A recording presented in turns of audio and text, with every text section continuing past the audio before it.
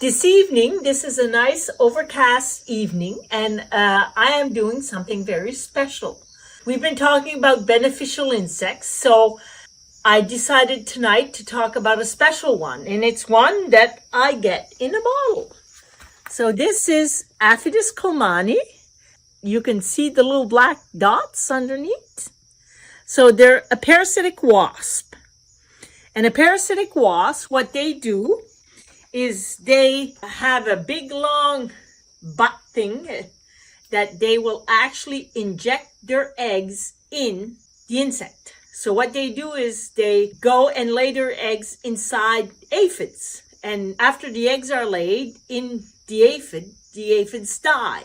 And the parasitic wasp, the pupae, stays in the aphid, and you call it an aphid mummy. And then they hatch out and become these little wasps.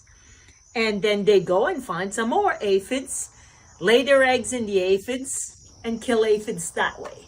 So they're parasitize aphids. They're beneficial insects because they like to eat aphids. And in the greenhouse, a lot of the times during the summer, we get a lot of aphids. Now, here we plant flowers like sweet alyssum to attract beneficial insects. These nice little parasitic wasps, when they're adults, need to feed on nectar. Okay, so if you release parasitic wasps, it's also important to plant some flowers that will have nectar that they can feed on. One female can lay up to 500 eggs, so can kill about 500 aphids and make more that kill 500 more aphids and 500 more aphids. So what other flowers can we grow in the greenhouse to help that? Any flowers that have a nice smell. They like the nectar and the pollen. And they can even feed on cucumber flowers too. Mm-hmm. So a lot of the beneficial insect, there's one of the stages that they feed on either nectar or something like that. So it's important to try to have some flowers that attract beneficial insects. Every year, you tend to have a lot of aphids when your nutrient level is very high. And here we use worm castings, and sometimes it's a little too much. So then we get aphids. So to reduce the aphid population, I usually order these from BioBest, and I get them through Halifax Seed, and they arrive in a nice from the courier in a nice box, and then I keep some in the fridge, and then tonight we're going to release some. So I usually take containers like this, so we'll have one container for this greenhouse and one container for the other greenhouse. Now the amount I have here, 500 Aphidius, and I'm going to use about half of this. So I'll put a quart of this for the greenhouse here and a quart of this for the greenhouse here. And usually what I do is I put the other half in the fridge and I save it for next week. So I do like 2 releases, and I find that works a little bit better because then you don't have a big flush of the wasp and then nothing. So you have the big flush of the wasp and then another big flush of the wasp, so then you tend to get more aphids. But we're starting to harvest. Woo-hoo. So that is cool. Yes. There's a couple of other ones I think I may go steal for the CSAs this week, so that'll be the surprise of the week. So basically what you do, and there will be some that fly off. So can you see them? And you see right in there, it looks like little round specks of dirt that are brown. Well, those are the mummy aphids that are mummified. Mm. And the wasp is ready to hatch. So they won't all hatch at the same time. Let's see if we can, this one's a little cleaner. I keep reusing them. You see them? Yes. And see? Mm. They're not a big insect. No.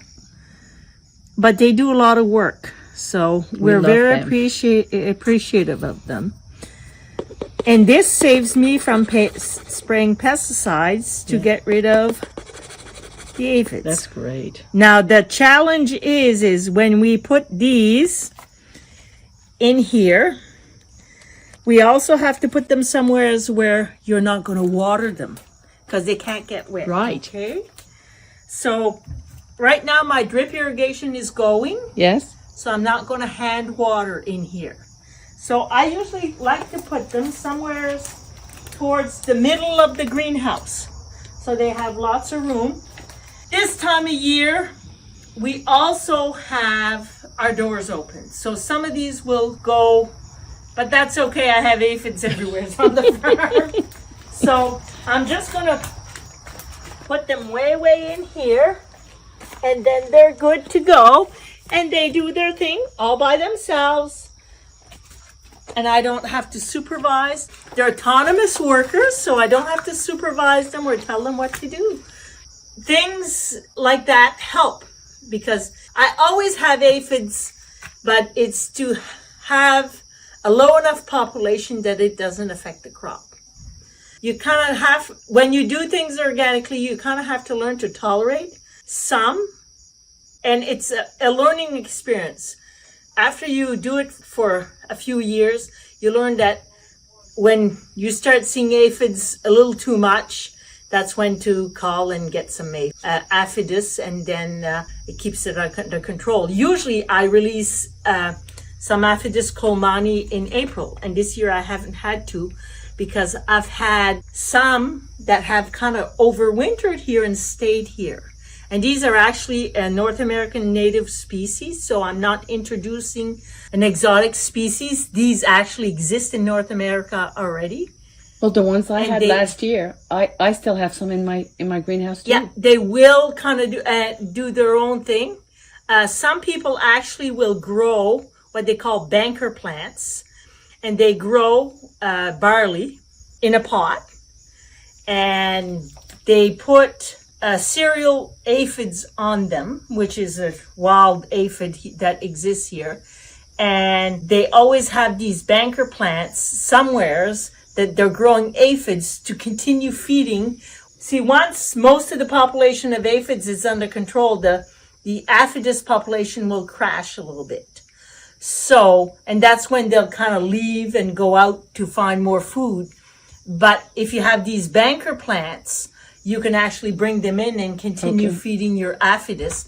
And the larger commercial greenhouses will do that. They'll grow plants to grow aphids on them to feed their beneficial insects. Now, I'm not that good, but I know Pleasant Hill Farm in Bridgewater does that, and they do a great job.